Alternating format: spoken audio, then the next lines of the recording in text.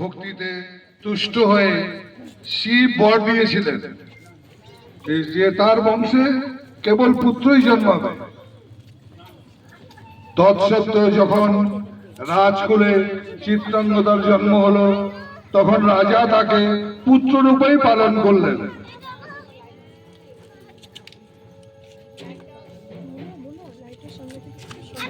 রাজকন্যা অভ্যাস করলেন ধনুর্বিদ্যা,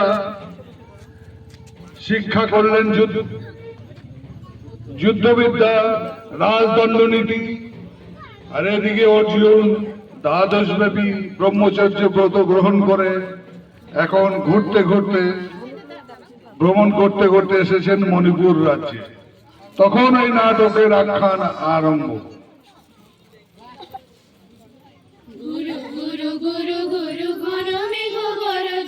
পর্বত শিখরে অরণ্যে তমসায়া, গুরু গুরু গুরু গুরু ঘন মেঘ গরজে, পর্বত শিখরে অরণ্যে তমসায়া। মুখর নির্ঝর কল কল্লোলে, বেধের চরণ ধ্বনি শুনিতে না পায় ভীরু হরিণ দম্পতি। চিত্র ব্যগ্র পদন ধরে ঘাসেনি, রেখেছে ওই পথ পঙ্খ করে, দিয়ে গেছে পদে পদে গুহার সন্ধ্যা। গুরু গুরু গুরু গুরু ঘন মেঘ গরজে, পর্বত শিখরে অরণ্যে তমসায়া। অহো কি দুঃসহ স্পর্ধা, অহো কি দুঃসহ স্পর্ধা, অর্জুনে যে করে অশ্রদ্ধা, সে কোনখানে পাবে তার আশ্রয়। অহো কি দুঃসহ স্পর্ধা। স্যার ওই ইজ্জত না স্যার। অর্জুনে যে করে অশ্রদ্ধা, সে কোনখানে পাবে তার আশ্রয়। অহো কি দুঃসহ স্পর্ধা। অর্জুন তুমি অর্জুন,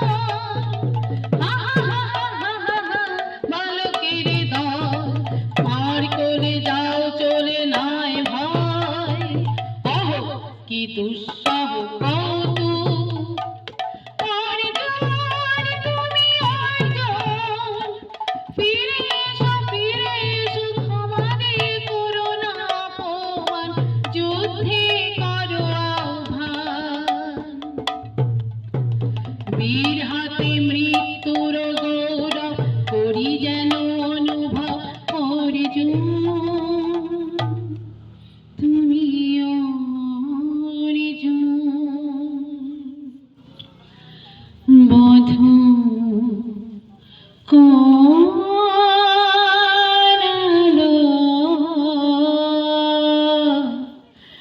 লাগলো লাগলো চোখে,